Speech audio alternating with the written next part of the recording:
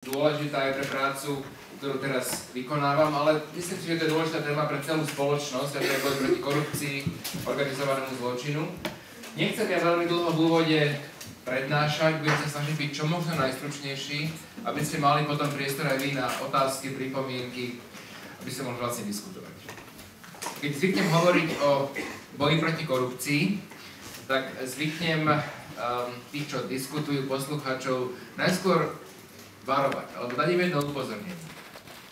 Buďte veľmi obozretní, ak vám budú hovoriť politici o potrebe bojovať proti korupcii. Pretože aj tí najskorumpovanejší politici často radi hovoria o tom, ako je potrebné s korupciou bojovať. Preto je podľa mojej mienky potrebné posudzovať nie slova, nie nejaké vyhlásenia alebo hesla, ale skôr skutky. A spomeniem niekoľko zmien, ktoré sme vykonali ešte v roku 2003, keď som tu bol naposledy, ktoré výrazne pomohli odhaľovaniu korupcie a organizovaného zločinu. Boj proti korupcii má v princípe také dve základné dimenzie, piliere, ktoré sa často spomínajú, a to je pilier prevencie a pilier represie. Prevencia je vlastne snaha zužovať priestor na korupciu. Napríklad teraz sa prijal v parlamente zákon, že všetky zmluvy, ktoré uzatvárajú štátne orgány na rôzne zakázky, sa musia zverejniť.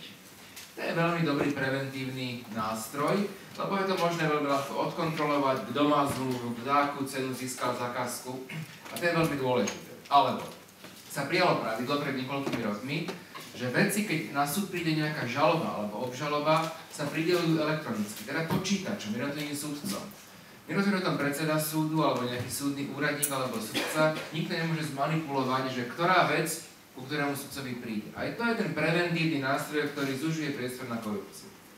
Ale ja budem hovoriť skôr o tých represívnych nástrojoch, lebo korupcia je ako rakovina, určitá spoločenská. A keď máte ťažkú chorobu ako rakovina, keď už prepukne tá choroba, tak už vám prevencia nepomôže.